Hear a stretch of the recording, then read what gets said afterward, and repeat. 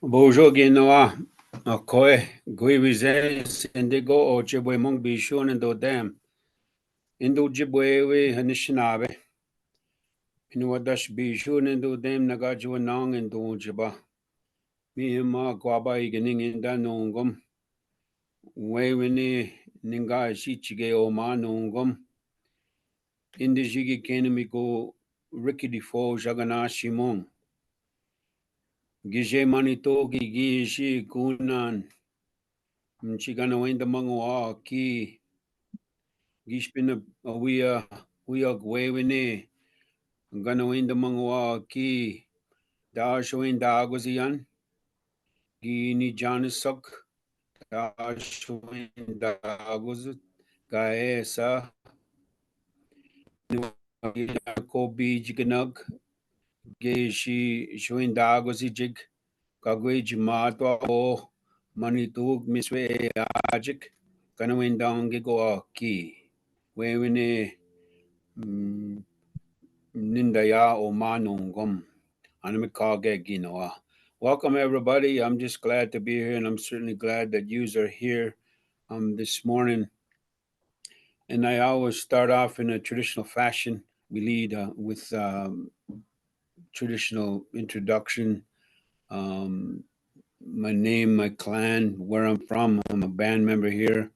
Nagaajiwanaang, the place where the river, the place where the current flows.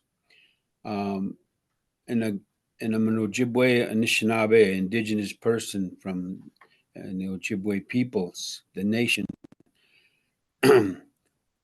The kind spirit, the great mystery, has told us to take care of the earth and all those things that are around, the animals, the water, the air, the lakes, the streams, all those beings there. So we have responsibility as indigenous peoples. We have we've got to be. It's a generational thing, so we're entrusted with that. We, in a spiritual fashion, we do these things here generationally. So we've been told uh, to be stewards and caretakers of these lands that we occupy. We know that we are in ceded territories, the Ojibwe Nation. So we want to be good stewards of this land. And as we take care of the land and those things that are here, the beings that are here, the ecosystems and the biodiversity that is here, then we're told that we'll be taken care of. So these are some things that we've been told as a people, and we continue to teach our children to do these things and be stewards of the area. We come from the land. The land is part of us. We are part of it in an animate fashion. It's alive. We understand these things because of teachings. And I think it's important to realize the that a community of resistance, whether it's a community of resistance, whether it's a community is critical to human wellness. So in that community, we have those responsibilities, we have accountability, and we have to have respect. And we've first, I want to go into how Anishinaabe sees the world. Um, Again, we think about the the rock nation, the mountains. Those things are animate in our language, and they come here first. They bring the stability for us to live upon. Then next was put here was the seedlings, the grasses, the bushes, the trees. They came next, and they give us the oxygen to live. Next was put the animals in all their forms, the flyers, the four-leggeds, the walkers, the crawlers, and the swimmers. They came next. They give us the brotherhood. And last was the Anishinaabe. Here, we're lowered here into these, and onto our turtle island here. So that's where we have to think of those things.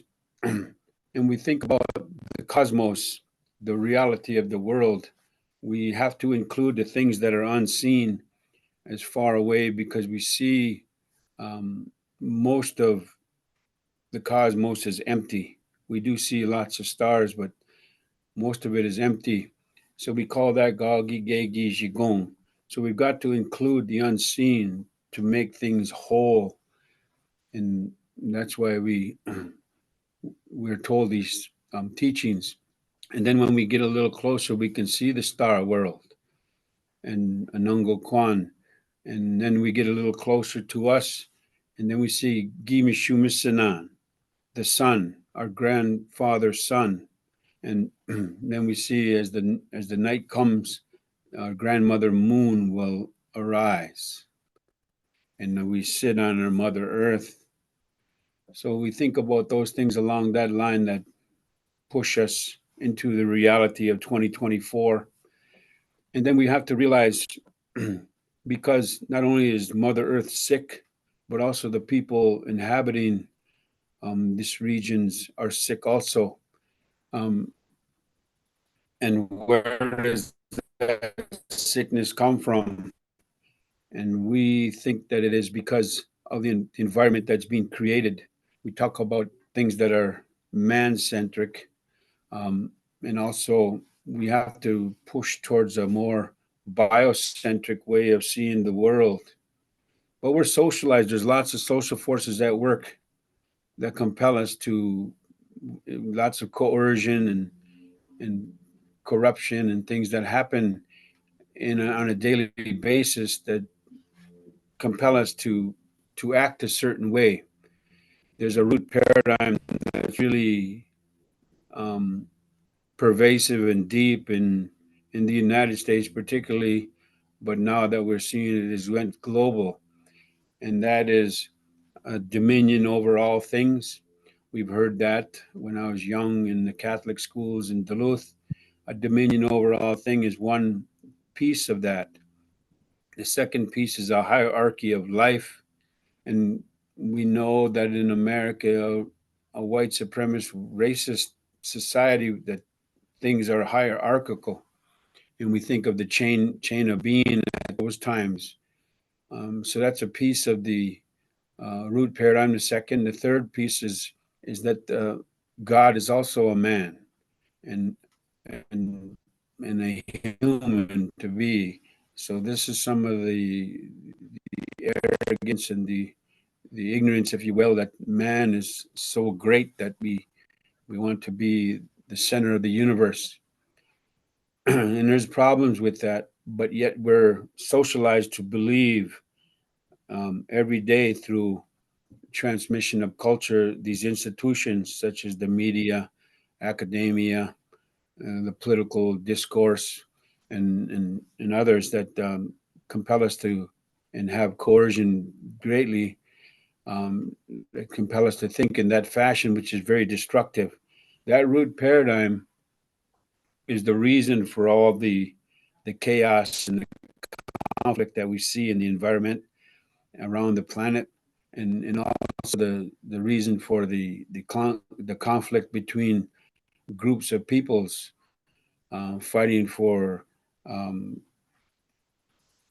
for life. We know that the we have the the economics, the economy comes first, society comes second, and the planet comes last.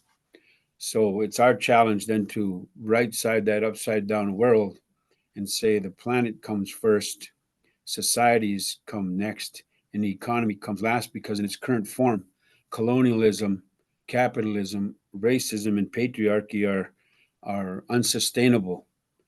This system that we have in place now is is we see the decadent lifestyles of the rich and famous, and the things that our young people are then seeing that these are valuable ways, and this is what success is all about, these folks.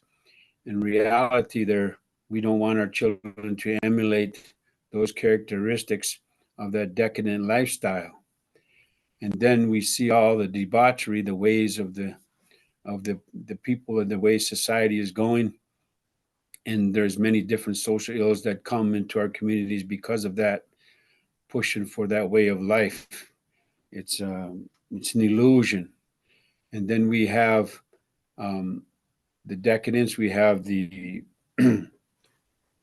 we have some real problems with that, and it's all driven by greed, avarice. So we extreme greed. So it's unsustainable because the so-called resources, people call them resources of our Mother Earth, and this thing about dominion over all things. But we know that Mother Earth is the source of life, not a resource. So, but there's much ways of thinking.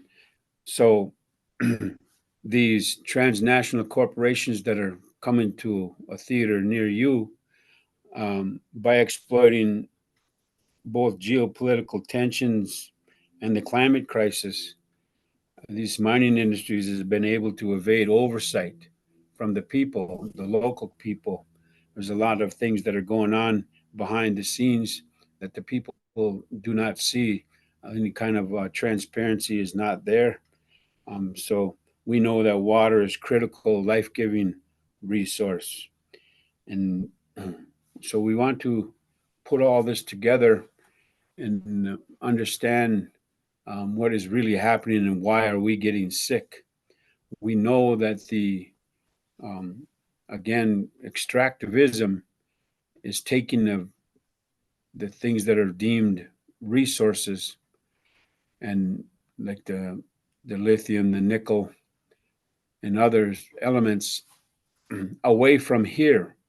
The problem is that there's no guarantee that they're going to be used even for the intention of, because once they get to the open market, they're sold to the highest bidder. There's a problem with that we see. And we know that these international mining companies, such as Rio Tinto and others, and even their subsidiaries, have a deep track record of devastation throughout the planet. And that any good mining practices only come when there's strong oversight. And that the mining industry is the biggest polluter of water in the United States, and now it's gone global. So these corporations are not trustworthy. These corporations are, many of them, they say out of 100 economic units, 49 are countries and 51 are corporations. So these corporations have more in their budget, more money than many of these countries have. So what we have then is a sort of inverted totalitarianism, which is all of the democratic means have been circumvented in ways. And how do we get to where we're at today? It's a concerted effort. We think about these foundations that fund these think tanks. These think tanks draft policy that are favorable to business. The corporate attorneys will then draft legislation from those policies. The political action committees then fund the politicians. Lobbyists ensure that the politicians stay bought. And even in, so is Minnesota and other places, that the corporate CEOs are politically appointed to head these institutions, to oversee or dismantle any laws that are unfavorable to business. So we have to think about these things as these companies come to you, to your area, and we know that we're in ceded territory again. I think the way what they tell us is that consumption will bring happiness, and as we travel the world, we know that that's just not so. That the stock market and all those things that are there will bring happiness to you, chasing the American dream. And we know that community and family and connection to land are what bring human wellness. Um, the propaganda that is these transnational companies and these corporations, these mining industry puts out there are really slick. So we have to be aware of that. Relationships is the key in a society. We have to be aware and cognizant of what's going on in America because the same old tactics work over and over again. Colonialism, um, capitalism, racism that is right along with capitalism is racism and patriarchy that we don't talk much about. These dynamics take place on a daily basis when we're going about our daily intercourse with our fellow community folks. So again, we need each other. We need to be in communication because that's where the real healing takes place.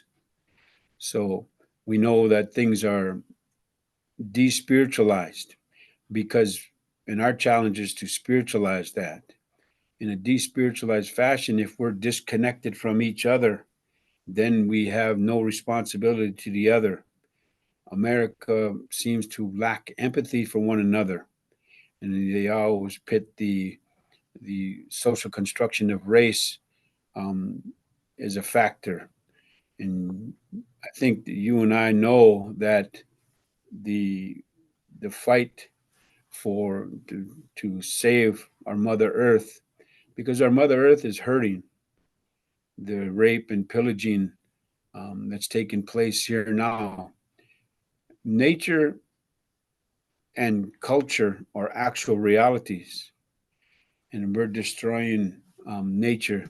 We're beating nature into submission, is the same way that we are so violent. We've been formed by violence, and we continue to do that in a dominion over all things. So we got to take a good look at all those ways and those concepts that are out there. I think it takes a lot of energy to put all that together, um, the way we see the world. Um, but I think it's worth it because when we think of our connection to the next generations, in Ojibwe country, we say we have the great grandparents, the grandparents, and the parents are three generations that come before us, and they transmit knowledge to us. We're in the middle, and we hopefully we have our children and our grandchildren and our great grandchildren. So we're connected to the future, three in the back and three in the front, and we're in the middle. So those are seven generations. Other nations speak of seven generations into the future. So there's lots of consequences if we go down the road of extractivism from a community because we have huge short-term economic gain, but there's long-term devastating effects. So some of the folks asked these CEOs of these mining corporations, um, they're making decisions for profit for the shareholders. So then at what point they're being asked, do you have grandchildren? Yes. Well, at what point do you make decisions for your grandchildren? Because as we've seen, all the push for electric vehicles and things, we cannot eat um, any kind of material things in that fashion. We've got to, because they want to push out even agriculture, a way of feeding the people the foodstuffs, and embrace so-called green, excuse me, a green technology, a green economy, and the word spin that goes in with that. We know that it comes down to it's controversial because it exists at the intersection where economic growth and environmental protection meet. So that's where we want to come to some balanced ways of seeing in our relationship with one another. But again, relationships are key. Be aware of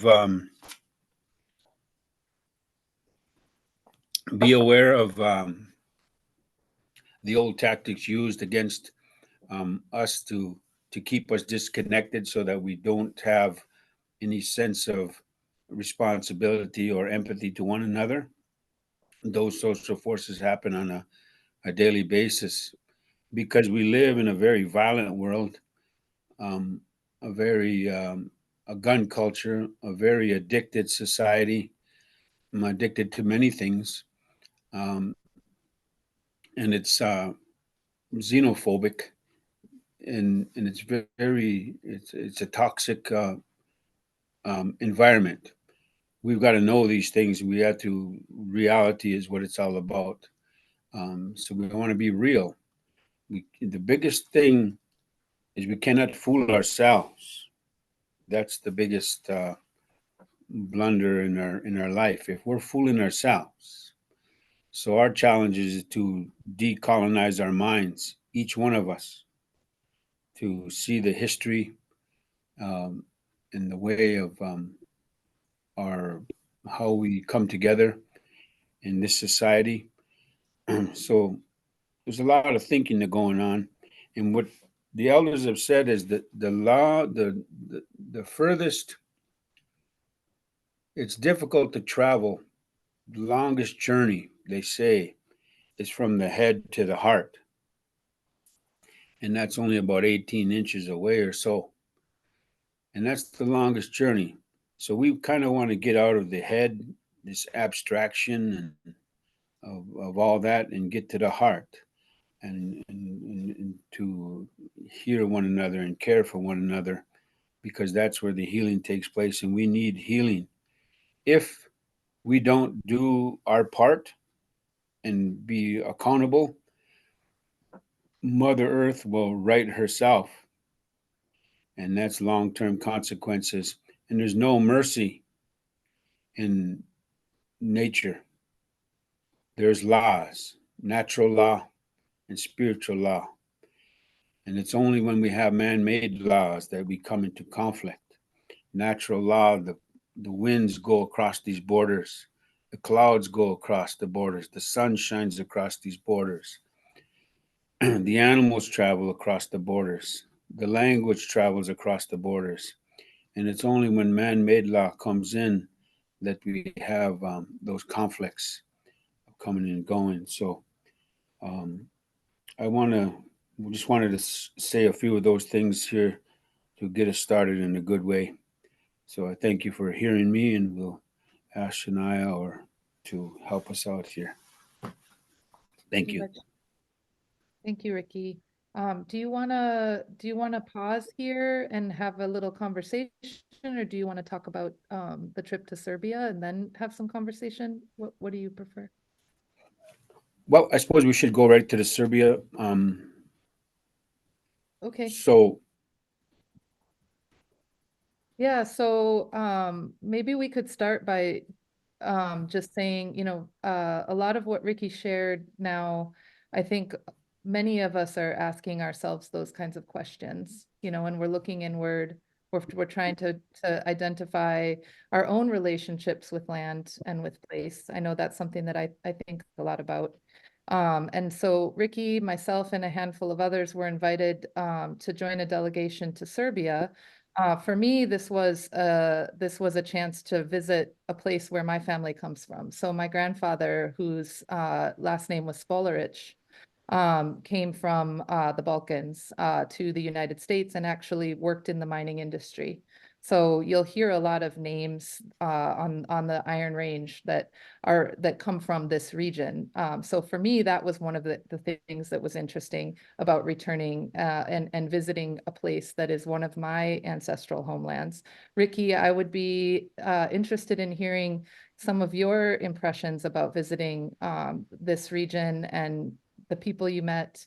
I put some photos in here from the trip, but we could I'll kind of scroll through them if you just want to share some initial thoughts. Well, I think my initial thought was the tenacity of the people to defend their land because of the generational connection. I think in the current system that we have in the United States, we're required to be passive, acquiescent, and obedient, and we lack the will to fight. When we see these other countries such as Serbia fight fascism, not only in the world wars, but also today in the encroachment of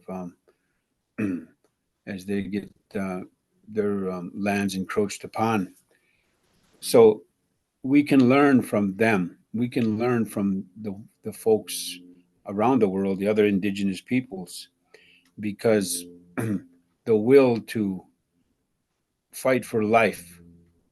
And I think that was the biggest thing that and that I took from the people. I mean, to lay their life down, to sacrifice for things that they hold dear, and that's the life of the children, the life of the grandchildren. We know some real problems are in this water-rich region here in Minnesota with mining and the devastation that it leaves. So these folks here, they welcomed us there with open arms and foodstuffs and traditional welcoming ceremony. And so even though that is 4,000, 5,000 miles away, perhaps, the mutuality is there about life. The solidarity is there, despite any differences in political ways of seeing the world. So that's what I took right away.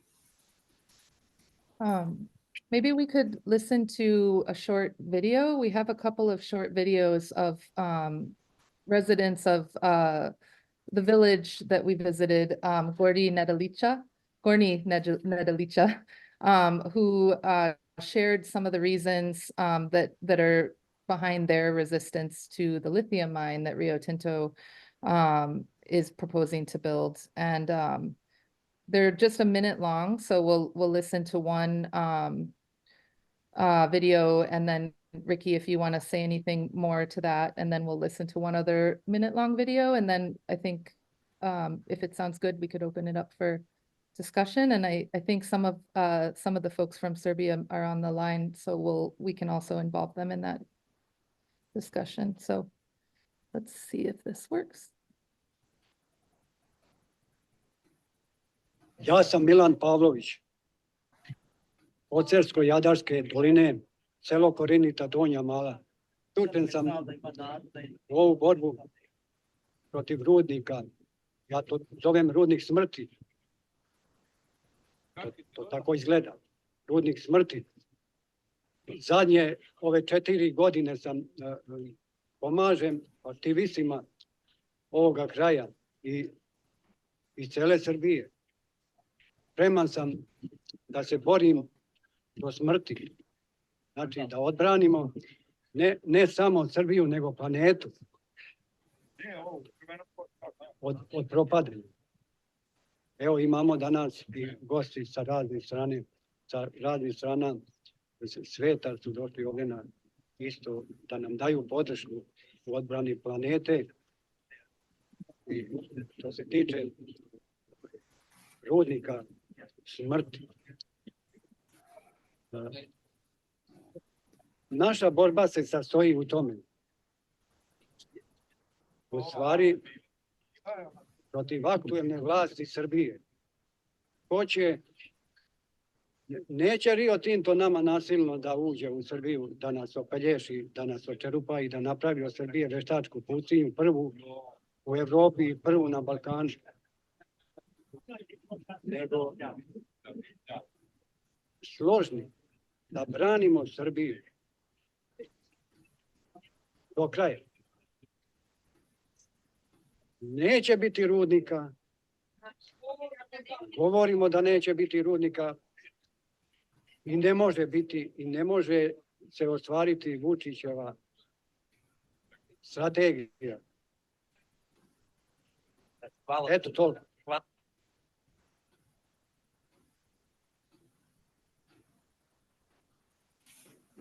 So Ricky, did you, you had an interesting connection with that gentleman. Do you want to say anything about that?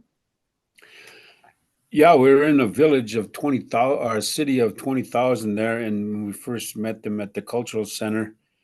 And what impressed me about this gentleman was it was almost a 2-hour gathering, and this man stood there with the flag for that amount of time. And I think he's 72 years old. So that really impressed me because when you hold things out, they get heavy.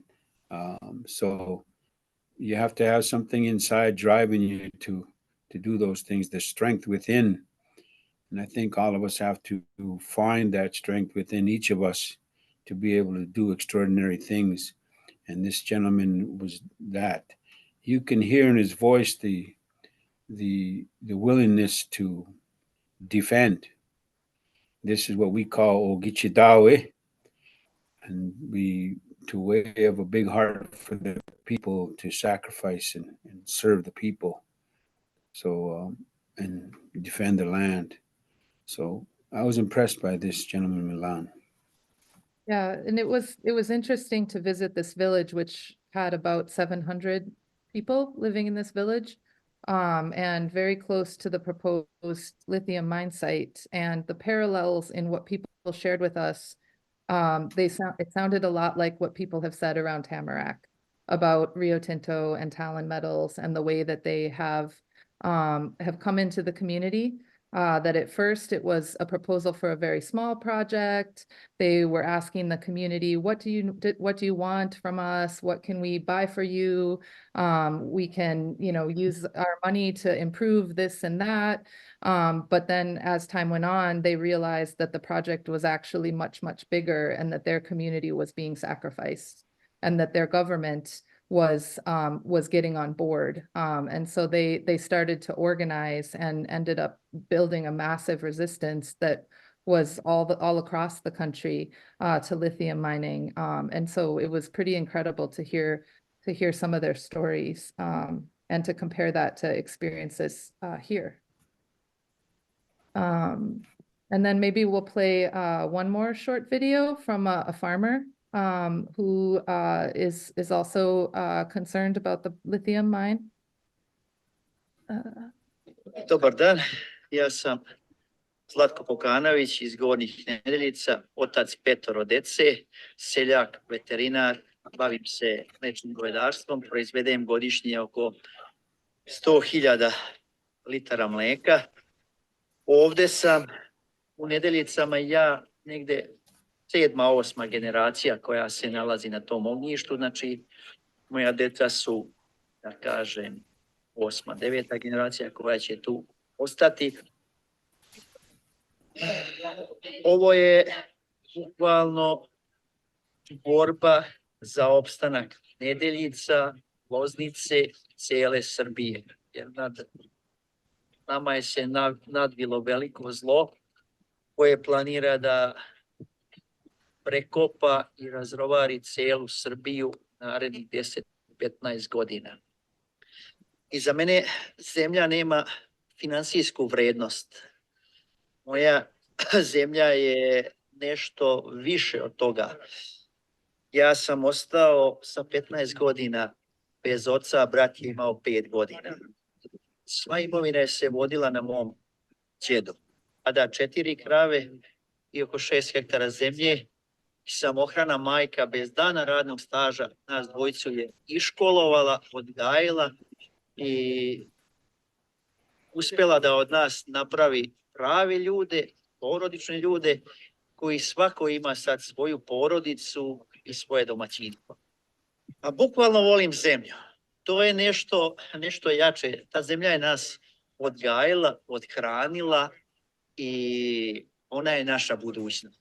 tetke, deda ima 8 dece, su svi dali na poklon meni i bratu tu imovinu. Znajući da smo nas dvojica jedini ostali na ognjištu tu gde su se svi oni rodili. Tako da to je nešto jače, nešto više i mi nemamo pravo tu zemlju prodamo. Mi smo je nasledili i naše je da je prosledimo našim potomcima. A što se tiče ovih rudarskih korporacija, oni se bore za svoj lični kapital i profit, a mi se borimo da opstanemo, da ostanemo, da živimo gde smo se rodili i normalno mi radimo sami za sebe i radimo za svoj lični profit. I postavljam često pitanje tim globalistima, kapitalistima, šta ćete raditi kada dođete u situaciju da imate novaca na pretek, a da treba nešto da kupite, a to nešto se ne kupuje parama. To je porodica, deca, ljubav, zdravlje. To je nešto što nema cenu, tako da još uvijek nas ima ljudi koje ne interesuju novci. A budućnost sveta jesu voda, vazduh i hrana. Ko bude imao vodu, čist vazduh i ko bude imao hranu, taj će biti bogat. A neće biti bogat ko bude imao bakar, zlato, litijum, bor, nikl. Tako da, to je poruka svima u svijetu i svi treba da se borimo za svoje porodice, svoju decu i za zdravu životnu sredinu, za zdravu planetu. Jer ako ne budemo to imali, jednog dana doće taj dan D ili dan X, neće niko postojati.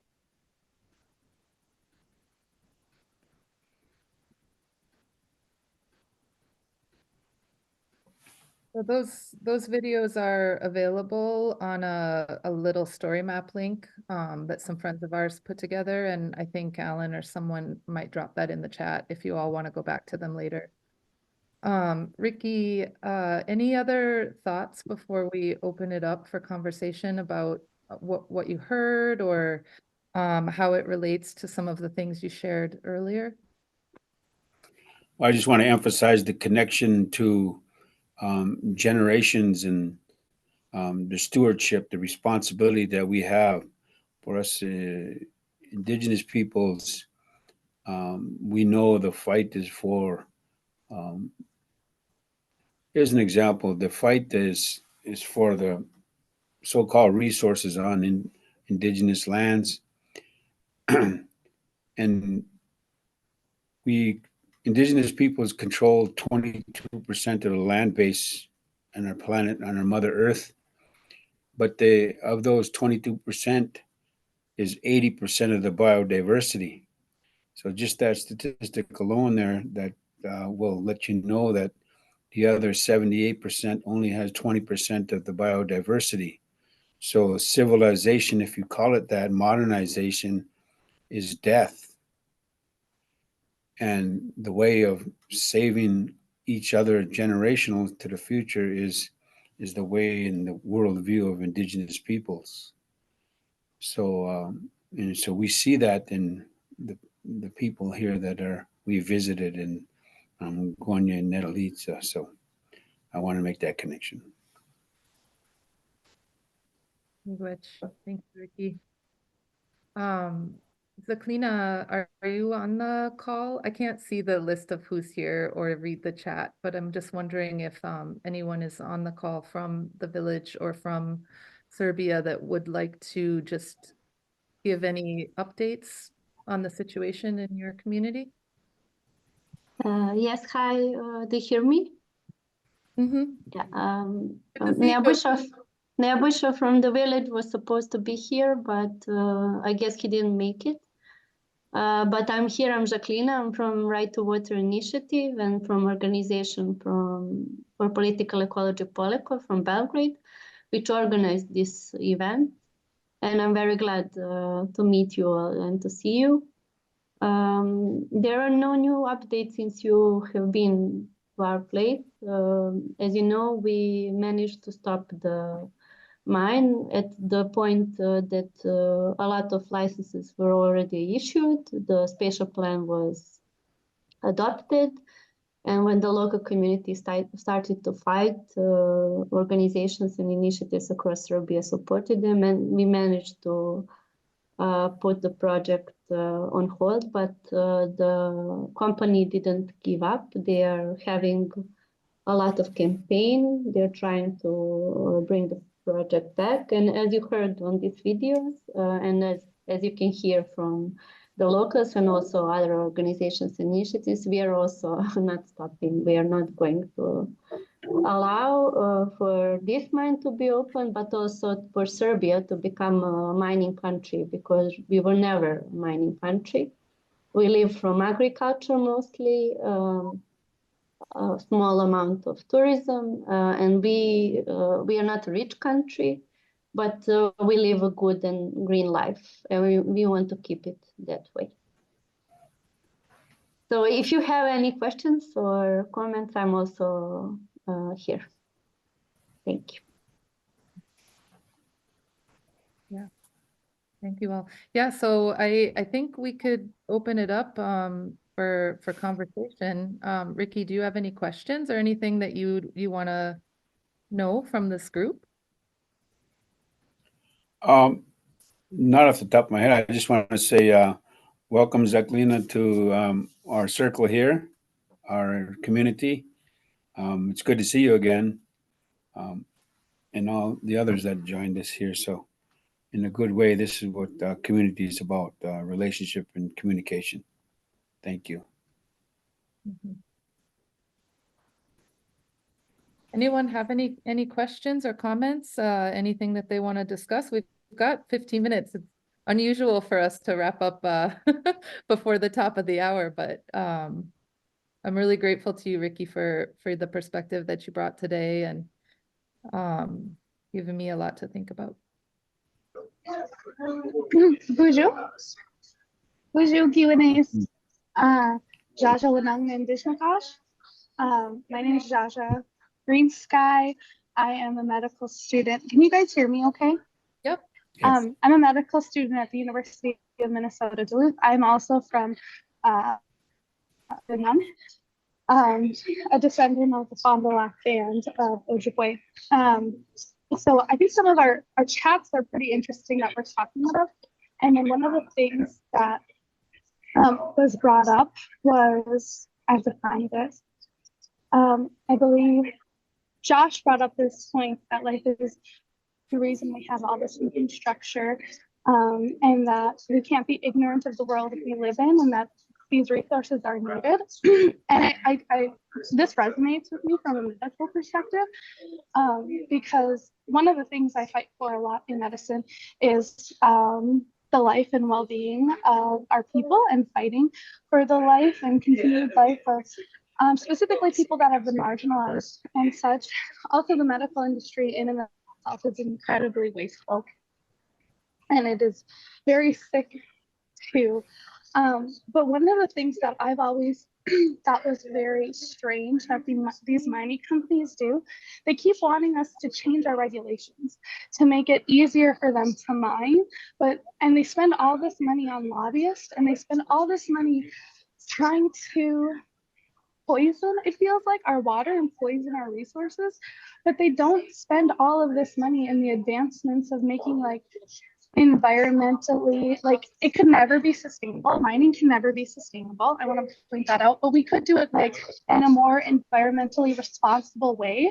And there has been, technology has allowed for hundreds of advancements throughout the last 20 years that are marvelous to look at from a healthcare industry, and we spend all this money in supporting life, but what about the life of Earth? Why aren't we encouraging mining companies and technological companies to do the research that we as people have been asking for? And that is like, yes, if we have to mine this to, have these resources to like continue life, but like, why aren't, I suppose I'm just frustrated because we have all these technological advancements, but like mining is still so crude. Like mining technology is still so crude, and there's like no research being towards making it environmentally responsible and things like that. And it just like really frustrates me. And like, why aren't people talking about that need? So I don't know. I thank you for that comment and the questions and for the work that you're doing as a healthcare professional and advocating and protecting people. I see a hand up, maybe, I don't know, Paula, did you have a response or a thought in addition to that or a different question? I just want to say that I think Shasha's asking exactly the right questions, and so is Ricky. And that usually the range of choices that are examined in a mining company are only the ones the mining company chooses. And not only don't we look at other locations, other better technologies, we certainly don't look at what are going to be the future uses of that metal and whether recycling and requiring companies to take back their products is a better alternative. So I think that it's good that people are asking the right questions, and I wish they were being asked as on a statewide or national basis, rather than simply rushing ahead with one of many solutions, and perhaps the most costly in terms of long-term human health and the health of the other beings on this planet. So I think thank you for asking the right questions. Most of my work, I don't hear them asked. Ricky, did you have any thoughts or for those questions? I would just say that Paula is absolutely correct in changing regulations to fit their narrative that they push. And I just want to reemphasize the the concerted effort that these institutions and corporations and they work together to bring about the ends, which is, it's clearly that the long-term devastation that means death to so much of so much of our community. So it is a system that's in place, and where I see mostly is the ones that are educated and put their in these systems and in these institutions. They defend those institutions because they have so much investment in them. Lots of hopes and dreams and money investment, time, education, and things. So they'll defend those institutions of devastation to our planet, our Mother Earth. And also, then rather than indict the systems, they'll indict the individual that comes with a different way of seeing the world, different worldview. So, and many times unconsciously. So, for us we want to change the collective consciousness of a people. So, we want to be thinkers. We just don't want to be automatons in society going about consuming and consumption. And so we want to think about things. They don't want us to think, meaning the elite rulers of society. So we have to be cognizant and aware of what's going on around us. And not one man or one woman knows everything. So that's why it's important to be a part of a community, a beloved community that cares for one another and will listen to learn. And all those dynamics that take place that disconnect us need to be identified and named. We've got to come together and have that respect for one another and listen to learn from those folks and those voices that have been marginalized for such a long time in our society. So therein is the wellness of a community, is a relationship. Yes. This is Lynn. I'd like to just say thank you, Ricky. And I wonder if you have any thoughts on the treaties treaties in this area where the mine is being proposed, the Talon nickel mine. Do you think that treaties are being discussed enough and are enough in the included in the discussion enough? Or I feel like that there's just some token statements about treaty rights from Talon, and I personally don't think that they are being brought into the discussion enough. Can you comment on that? I think that the narrative, when you control the narrative, you control the perception, Right. and that's what's happening. So the treaties are government to government, nation to nation, rather nation to nation agreements, and they're the supreme law of the land. So it's not up to them to put it out as discourse. It's up for us as a community to raise the voice and do that. So we have responsibility, and we have the ability to respond. So let's talk about that. Let's talk about the treaties and what does that mean? What is the implications of that treaty? Because when we hear so much about treaties, we hear so much about inherent rights of Indigenous peoples, but we never hear about that treaties are also rights of societal peoples. When we look down at the harbor and the canal in Duluth, those ships that are going with all the coal and with all the wheat and things, this is part of that. This is part of the treaty rights of society. So you also have responsibilities. So it's up to all of us then to sound out in that responsibility. Right. Yeah, thank you. I agree with that. There was a comment kind of early on from Josh about the comparing of the regulatory environment in Serbia and here. That that they're very different, and I think that would be an interesting conversation. I know I'm not a policy expert or an expert on those regulations here or there, but I did find in traveling there and talking with people that there were more parallels than one might imagine.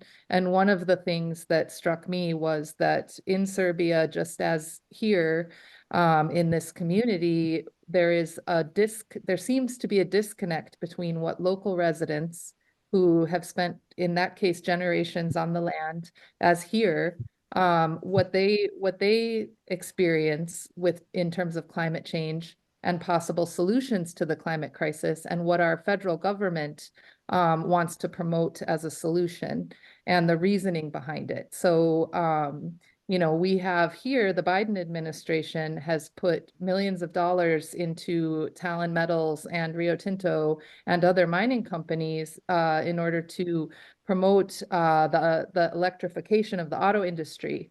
That's one solution to the climate change, right? And it may not even be a real solution, but the government has decided to subsidize those things even before environmental review, before consultation or consent of Indigenous nations, before local residents have been involved meaningfully. And in Serbia, Zaklina, maybe you could say a few more things about this, but where is the pressure for this mine, this Rio Tinto lithium mine, coming from? And do you, as people in Serbia, do you see this as being something that's going to sacrifice what you need for your health and well-being at the expense of potentially a solution that consumers in Western Europe or other nations see as their climate solution? That was really long-winded. I'm sorry, y'all, but it feels like we're all under pressure from the same global forces, and that, yeah, something's happening here. Yeah, I think I agree with Paula. One thing is what is signed on paper, and one thing what you have in practice. Like Serbia has a very weak rule of law.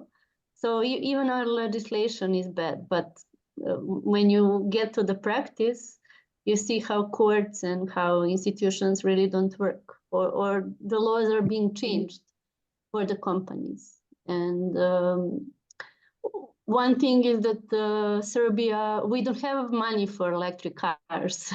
We are not going to buy it. And yes, we need the green transition. We are very reliant on coal. In Serbia, around 70% of our electricity comes from coal, and definitely we need a transition, but we are not, as you said, we are not having a scenario where we are thinking about reducing energy demand or preserving energy or cutting the losses. We have a lot of energy losses. We are just talking about new energy sources and growth. And it's not growth for the citizens or the people, and especially it's not growth for nature or biodiversity. It is only growth for automobile company. So yeah, I completely agree with you. And there's a lot of good comments in the chat of solidarity across our different watersheds and places. I just want to do a time check. It is 11. So I know some of you have to go. Ricky, are you able to stay on for just a few minutes, maybe for one more question, or do you need to? Yes. Okay. So it looks like Libby has a hand up.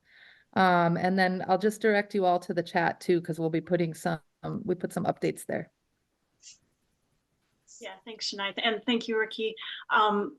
You know, I recognize we have a long way to go with recycling. I'm so happy we're working on that. But to other points, to Ricky's point about consumption and greed, and I think for those of us that have the means to consume, we have a responsibility to set goals like, what if we got half of these cars off the road? What if our cars were half the size?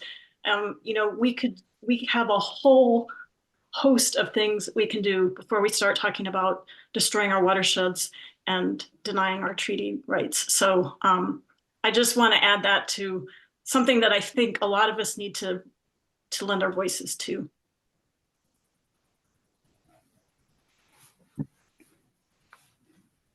Yeah, thank you. I totally agree. To force the companies to, even in exchange fashion, to reclaim those, most of the waste is not talked about. And the waste that is the millions of tons of waste that's still out there, and the possibilities of recycling, the opening up of those markets need to be explored, and it's up to us to push that. I think, you know, when we talk about some of our strengths, and we kind of want to end on with some hope, but we hear the term responsible mining, but we need to re-examine that also.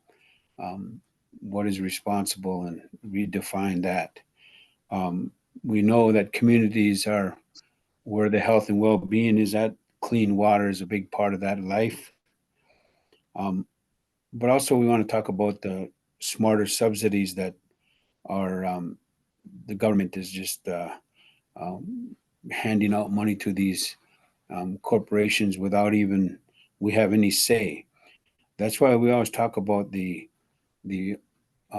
levers of democracy are being manipulated by those behind the scenes. So it's an illusion that so it's kind of like we've become impotent in a democratic system. So we have no say in those subsidies, what they go out, even before environmental impact statements are out there.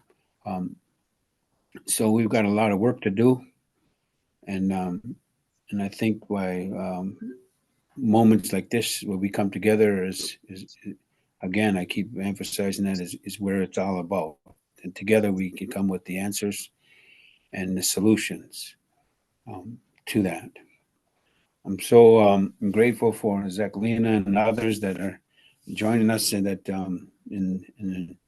welcomed us in a good way into Serbia, into their homelands. And this is where it's, again, is where it's all about, this that welcoming atmosphere, the mutuality, the solidarity that we have as a people, the human species. Thank you. That's a really beautiful way to wrap up. And I encourage everyone to stay engaged. As Ricky said, how we come together in these ways and learn from each other and build and strengthen our relationships is really an important part of protecting the places that we love and where we live. And I know I can recognize a lot of familiar faces on this call, and I just also want to thank you all for being here and for all that you're doing. I know there's a lot that goes into all of your lives in this way. So to take some time out and come and spend it with us today is really a gift. You can sign up, if you're not already on the Tamarack Water Alliance newsletter, you can sign up on the website, and we send out announcements about each monthly call. Next month, we'll be joined by Bob Tamman and Mike Maleska, who are both formerly engineers and electricians and others who worked in the mining industry and are now advocates, some of the biggest advocates for clean water and protection of our lands here. So I'm not exactly sure what the topic will be with Bob and Mike, but I'm sure if you've been on some of the calls before, you know that it'll be really fascinating and full of information. And then you can also volunteer for Tamarack Water Alliance. I see a couple of regular volunteers on the call. Susan, do you want to say anything real quick about like how fun it is to be at the Aiken County Fair with me and my grandma and Lynn and others, or any of the other things that we've done, and see if we can't. Yes, some of us thought it was fun, and some of us thought it was arduous, but I loved it. It's a lovely fair, and I got to see everybody there. I got to meet a lot of people. We hooked up last year with the folks from Emily, just people who were opposed to the Emily mine and came up to the table. And as a result, we've started talking to them and working with them. And so our links to the mining conundrum across the planet, it keeps me going, because I definitely know I'm not alone. So that, and the poster that Mille Lacs Band put up outside of McGregor and outside of, headed towards Tamarack from both directions, is very inspiring. The poster says people before profits in McGregor. And you know, that was unprecedented and nervy and really fun to look at and take pictures of. So we are doing outreach at all the small community events all around Tamarack. And it's really fun because you meet a whole bunch of local people that you haven't met before. So that's my pitch. Yeah. Thank you. Yeah, so you can email waters@tamarackwateralliance.org, and we'll get you hooked up with things that are going on, not just in the local community here, but we've also been invited to attend some events in the metro area and in Duluth. And so we're also looking for volunteers who live in those communities that might want to go out to table or to tell other people about the Talon mine and what communities locally and across the state are doing to protect our water. And our I'd just like to jump in for a second and say, if you can write, we'd love to have more people writing about this issue and getting letters into the papers. And if you have thoughts, but you're not a great writer or you're not a confident writer, I'm able to help you with editing and putting stuff together in a way that will get into the newspapers or into other publications if you have something that you'd like to share. So I think you can contact me through the Tamarack Water Alliance page if you don't have my contact information. All right, and so stay tuned. Yeah, it's good to see you all, and thank you again, Ricky, so much for spending time with us today and sharing. And we hope that we'll see you at future things, or we might be able to get people together outside at some point in the future. I would love that. Yeah, we might have pie. Or go down a boat, or Yeah. Yeah. Yeah. Yeah. okay. Okay. Bye, everyone. Thank you so much, everybody. Thank you, Ricky. Oh, you bet. You're welcome.